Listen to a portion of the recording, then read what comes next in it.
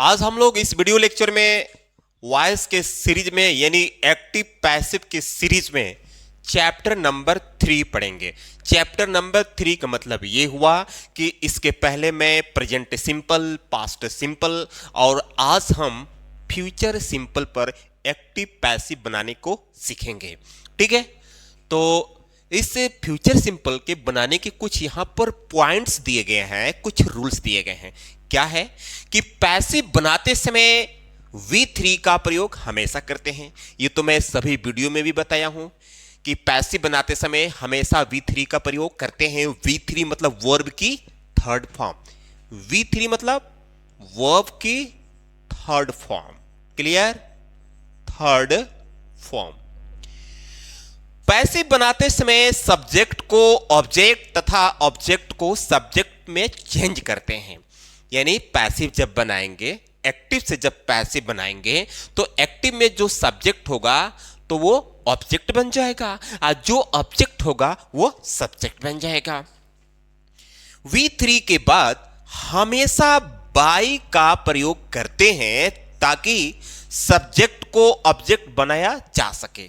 कोई अगर आपसे कहे कि पैसिव वॉइस में, पैसिव में एक्टिव से पैसिव बनाते समय बाई का प्रयोग क्यों करते हैं, तो आपको बताना है कि बाई का प्रयोग इसलिए करते हैं कि जो सब्जेक्ट है उसको ऑब्जेक्ट बनाया जा सके।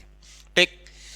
अगला पॉइंट बोलता है कि पैसिव बनाते समय विल या शैल के बाद बी का प्रयोग करना अनिवार्य है। यानी फ्यूचर सिंपल टेंस में होगा क्या कि फ्यूचर सिंपल का जो एक्टिव सेंटेंस होगा उसमें विल शैल आएंगे, या तो विल या तो शैल आएंगे। लेकिन जैसे ही आप पैसिव बनाएंगे तो आपको अपने तरफ से बी का प्रयोग, ये जो बी है ना, इसका प्रयोग करना पड़ेगा। सेंटेंस नेगेटिव हो या इंटरोगेटिव हो, सब में विल शैल मतलब विल या शैल आएगा। लेकिन पैसिव जब बनाएंगे आप तो बी का प्रयोग करेंगे। अगला पॉइंट क्या बोलता है? हिंट। यहां मैं हिंट कर दिया हूं डियर आपकी फैसिलिटी के लिए। बोला है कि अगर सब्जेक्ट आई और वी होगा तो इसके साथ शैल आएगा, तो पैसिव बनाते समय शैल बी कर देंगे। ओके। अगर subject he, she, it, name, you, they, अगर इस तरह के सब्जेक्ट होते हैं तो इनके लिए आपको विल लगाना है। ठीक है, विल मतलब लग कर आएगा और उसके बाद आपको बी जोड़ देना है। आई होप कि आप ये सारी पॉइंट जो है समझ गए होंगे। अब हम एग्जाम्पल पर देखते हैं। क्या एग्जाम्पल बोलता है डियर? बोलता है कि I shall buy a new car. तो किसी भी एक्टिव से पैसिव बनाने के लिए एक्टिव वॉइस में एक सब्जेक्ट होना चाहिए, वर्ब होना चाहिए, ऑब्जेक्ट होना चाहिए। तो ऑब्जेक्ट को सब्जेक्ट और सब्जेक्ट को ऑब्जेक्ट, और वर्ब जो होगा उस वर्ब का थर्ड फॉर्म करना पड़ेगा। तो चलिए हम अ न्यू कार, यही ऑब्जेक्ट है तो इसको पहले लिखेंगे अ न्यू कार। अ न्यू कार के साथ लगेगा विल, क्योंकि बस आपको देखना है आई और वी के साथ शैल लगता है, बाकी कुछ भी सब्जेक्ट आ जाए उसके साथ विल लगाना है। अ न्यू कार विल बी। अब ये वर्ब है, इसका थर्ड फॉर्म हो जाएगा बॉट। ठीक। थर्ड फॉर्म के बाद हमेशा बाई का प्रयोग होता है, तो मैंने बाई का प्रयोग किया। अब ये सब्जेक्ट है, इसको बनाना ऑब्जेक्ट, तो आई का ऑब्जेक्टिव केस हो जाएगा मी। तो ये आपका पैसिव बन गया। He will do my work. He will do my work, वह मेरा काम करेगा। तो इसमें सब्जेक्ट, ये वर्ब और ये माई वर्क ऑब्जेक्ट। तो माई वर्क को पहले लिखेंगे, सब्जेक्ट बनाएंगे, तो यहां होगा my work will be. Do का थर्ड फॉर्म डन होता है और जस्ट इसके बाद लगेगा बाई, और ही का ऑब्जेक्टिव केस हिम हो गया। ये आपका पैसिव बन गया। They will not tease me in the class. वे लोग मुझे क्लास में टीज नहीं करेंगे। टीज मीन्स परेशान करना, छेड़ना, तंग करना होता है। तो ये ऑब्जेक्ट है और इन द क्लास जो है ये हमारा एक फ्रेज है। तो इस तरह की जब भी फ्रेज आए ना, प्रेपोजिशन लग करके इन, ऑन, एट और उसके बाद आर्टिकल द लगा हो, तो ये कभी ऑब्जेक्ट नहीं बनेंगे, ये एटसेट्रा होते हैं। एक्टिव में लास्ट में आते हैं तो पैसिव में भी लास्ट में लिखना है। इसके पहले ऑब्जेक्ट मी है तो मी को लिखेंगे आई। ठीक है, आई के साथ आपको पता ही है कि लगेगा सेल और तुरंत लगेगा बी। तीसरे नंबर पर नॉट है तो इसमें भी तीसरे नंबर पर लग जाएगा नॉट, यानी चौथे नंबर पर हो गया बी के बी, क्योंकि बी लग रहा है इसमें, तो आई सेल नॉट बी। टीज का थर्ड फॉर्म होता है टीज्ड। थर्ड फॉर्म के बाद बाई, और दे का जो होगा ये होगा देम। अब कहां? इन the class, in the class हो गया ये। आई सेल, यहां सेंटेंस मिस्टेक हो रहा है, यहां पर जो नॉट लगेगा ना ये सेंटेंस नेगेटिव है, तो सेल नॉट, ये जो बी है not, he will not call me in the meeting, वह मुझे मीटिंग में कॉल नहीं करेगा, मुझे फोन नहीं करेगा। मैं उसको समझा कर आया हूं, ऐसा लग रहा है कोई बोल रहा है। He will not call me in the meeting. तो क्या करेंगे गाइस, देखिए, तो इसका ऑब्जेक्ट मी है तो मी को करेंगे आई, आई के साथ लगेगा सेल, और सेंटेंस नेगेटिव है तो तुरंत इसको नॉट यहां लिखना पड़ेगा, तब आपको बी लिखना पड़ेगा। बी नॉट नहीं, नॉट बी होगा। Clear? I shall not be, call का थर्ड फॉर्म हो जाएगा कॉल्ड। बाई, थर्ड फॉर्म के बाद बाई लगता है तो मैंने बाई लगाया। ही का ऑब्जेक्टिव केस हिम हो गया। और ये देखिए, in the meeting, in the class, in the evening, in the night, इस तरह की जो वर्ड्स हैं हमेशा लास्ट में आते हैं, तो लास्ट में भी लिखना है पैसिव में, तो इन द मीटिंग लास्ट में लिख देंगे, इन द मीटिंग। ये आपका डन हो गया। क्लियर? और इसको हम फ्यूचर का इंटरोगेटिव देखते हैं। Will you help me? Rule ये है कि अगर हेल्पिंग वर्ब शुरू में आ गया तो पैसिव बनाते समय भी आपको शुरू में हेल्पिंग वर्ब लिखना है। तो यहां पर ये डायरेक्ट इंट्रोगेटिव है। डायरेक्ट इंट्रोगेटिव मतलब जब भी कोई सेंटेंस हेल्पिंग वर्ब से शुरू होता है तो उसको डायरेक्ट इंट्रोगेटिव बोलते हैं। तो चलिए सबसे पहले हम लिखते हैं विल, लेकिन हमको देखना है कि ऑब्जेक्ट क्या है, मी, तो मी का होगा आई, तो आई के साथ लगता है सेल, तो यहां लगेगा सेल, सेल, मी का आई, आई के बाद B. Okay, cell I B.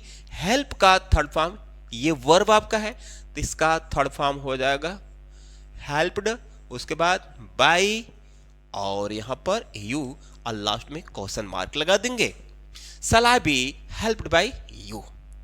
ए भी इंट्रोगेटिव है तो हेल्पिंग वर्ब, ये सब्जेक्ट, ये main verb, your mobile, your mobile ये ऑब्जेक्ट है तो बनेगा सब्जेक्ट। तो इसको लिखने से पहले यहां पर लगेगा विल, क्योंकि बस आपको देखना है आई और वी के साथ सेल लगता है, बाकी सबके साथ विल लगता है। तो योर मोबाइल के अकॉर्डिंग लगेगा विल, तब लिखेंगे योर मोबाइल। ओके, अब यहां पर लगेगा be, will your mobile B.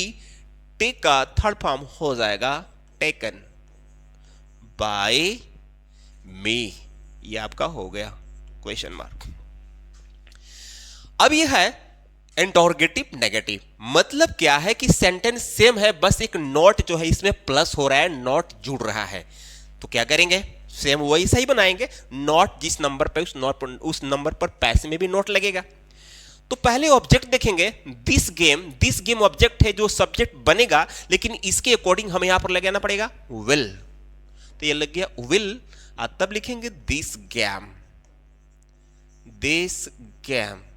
उसके बाद नॉट, नॉट के बाद बी। प्ले का थर्ड फॉर्म हो जाएगा प्लेड, उसके बाद बाई।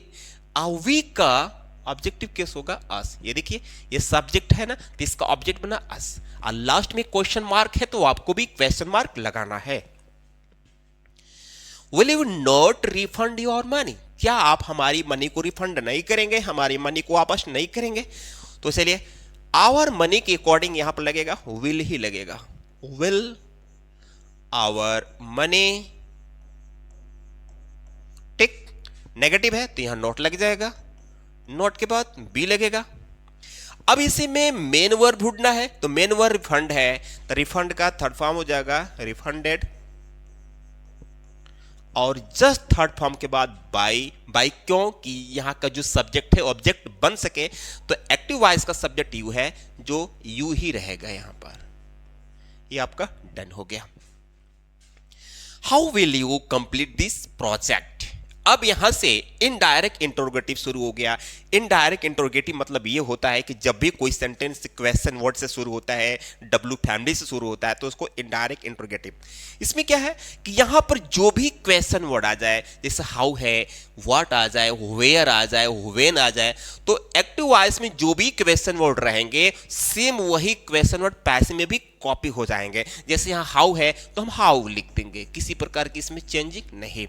ठीक, अब ये विल सैल को यहां मैटर करता है, तो पहले ऑब्जेक्ट देख लेंगे। दिस प्रोजेक्ट अकॉर्डिंग यहां लगेगा विल, अब तब दिस प्रोजेक्ट को बना देंगे सब्जेक्ट, विल दिस प्रोजेक्ट। ठीक, अब इसमें हमको लगाना है बी लगा दिया मैं, सब्जेक्ट के बाद ही बी लगाना है। How will this project B.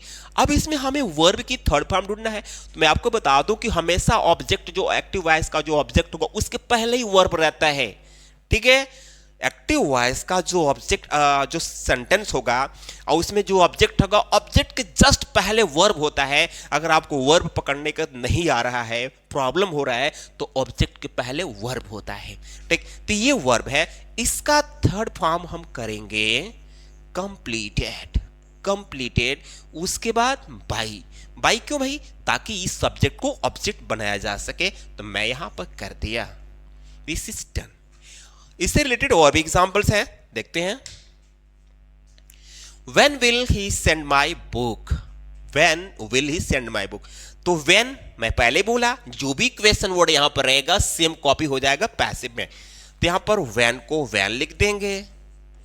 ठीक, अब देखेंगे ऑब्जेक्ट क्या है, माई बुक, तो माई बुक के लिए भी विल ही लगेगा, विल, तब लिखेंगे माई बुक हो गया, यहां पर लग जाएगा B.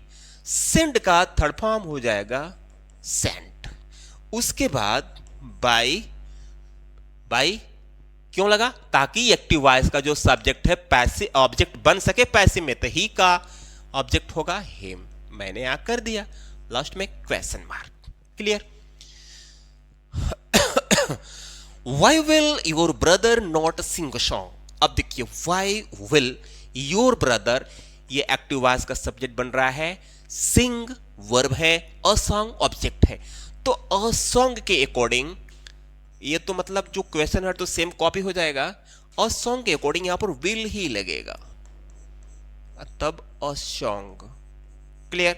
Y will a song, negative है तो नॉट लग जाएगा, नॉट, तब नॉट के बाद बी लगेगा। ध्यान रखना कि जब भी सेंटेंस नेगेटिव होगा तो नॉट के बाद ही बी लगाना है पैसिव में। तो why will a song not be. अब ये सिंग का थर्ड फॉर्म संग होता है, संग, और थर्ड फॉर्म के बाद बाई जैसे लिखेंगे तो एक्टिव वॉइस का जो सब्जेक्ट होगा उसके बाद लिख देंगे योर ब्रदर, तो यहां पर हो जाएगा बाई योर ब्रदर, ये हो गया। Why will a song not be sung by your brother? Clear? अगला है How shall I not overthrow you? तो ये सब्जेक्ट, ये वर्ब, ये ऑब्जेक्ट। तो इस ऑब्जेक्ट के अकॉर्डिंग, यहां तो हाउ है तो इसमें तो कोई बातें नहीं, ये तो सेम कॉपी हो जाएगा। लेकिन हमें यू के अकॉर्डिंग शैल नहीं लिखता है, यू के अकॉर्डिंग विल लिखता है, तो यहां पर लग गया विल, तब लिखेंगे you. How will you, sentence negative है तो नॉट के बाद बी। अब बी के बाद हमें वर्ब की थर्ड फॉर्म है, किसका बनाएंगे भाई, यही वर्ब है, ओवरथ्रो। तो ओवरथ्रो का हो जाएगा ओवरथ्रोन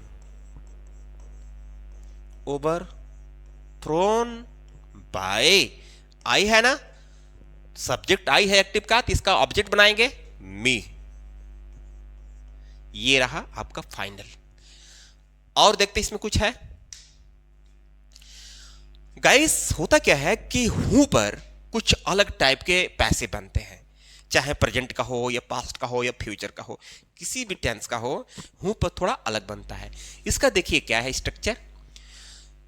हूं पर अगर आपको पैसे बनाने हैं तो दो इसके तरीके हैं। पहला क्या है कि पहले बाय और उसके बाद हुम, बाय हुम, हूं नहीं बाय हुम, उसके बाद विल शैल सब्जेक्ट, उसके बाद बी, वर्ब की थर्ड फॉर्म, लास्ट में एटसेट्रा होगा तो लिखेंगे और लास्ट में क्वेश्चन मार्क।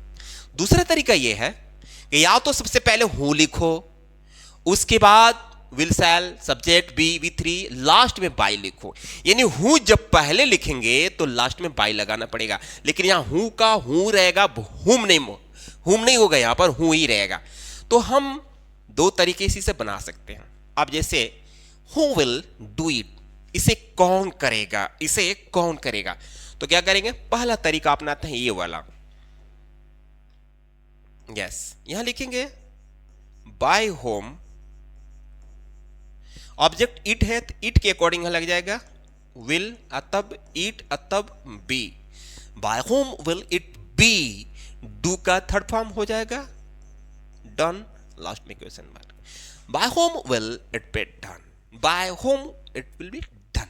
इसका दूसरा तरीका देख लीजिए। अगर आपको ये समझ में नहीं आ रहा तो क्या करेंगे, इसको मैं यहां का इसे करते रहा हूं, ठीक है। उसके बाद will it be done bye, यानी जो आप यहां पर बाय हुम कर रहे थे तो बाय आप लास्ट में लिखो, लेकिन हुम नहीं लिखना है, हूं लिखना है। यानी लास्ट में जब बाई लगाएंगे तो यहां पर हूं रहने देना है, लेकिन शुरू में बाई लगाएंगे तो बाई लिखने के बाद हूं का करना पड़ेगा हुम। तो ये आपका दूसरा तरीका, ये भी सेंटेंस ऐसा ही बन जाएगा। तो हु विल सेव मी, मुझे कौन बचाएगा, तो क्या करेंगे, हूं को हूं लिखेंगे। चलिए ये वाला रूल फॉलो करता हूं। मी ऑब्जेक्ट है तो ये बनेगा सब्जेक्ट, तो मी के अकॉर्डिंग लगेगा सेल, हूं सेल, तब मी का आई के बाद बी, ये वर्ब है, इसका थर्ड फॉर्म हो जाएगा सेव्ड बाय, लास्ट में क्वेश्चन मार्क। आप इसका दूसरा तरीका ये वाला बना सकते हैं। और क्या है, व्हाट। अब देखिए व्हाट पर होता क्या है कि व्हाट में कोई एक्टिव वॉइस में ऑब्जेक्ट नहीं आता है। व्हाट जैसे कहा जाए what you eat, what you by, what you do, what you send.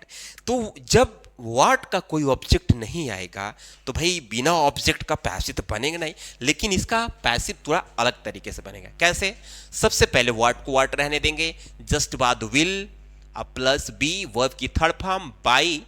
इस व्हाट वाले सेंटेंस में जो सब्जेक्ट रहेगा ना उसको हम बाई, जो सब्जेक्ट है उसको बाई करके ऑब्जेक्ट बना देंगे। चलिए कैसे, what will you buy today, तुम आज क्या खरीदोगे। तो देखिए क्या बोलता है, यहां व्हाट को व्हाट रहने देंगे, विल को विल रहने देंगे, इसके बाद अपने मन से बी लगाएंगे, क्योंकि पहले ही बता चुका हूं कि फ्यूचर में आपको बी लगाना है। व्हाट विल बी, बाई का थर्ड फॉर्म हो जाएगा बॉट।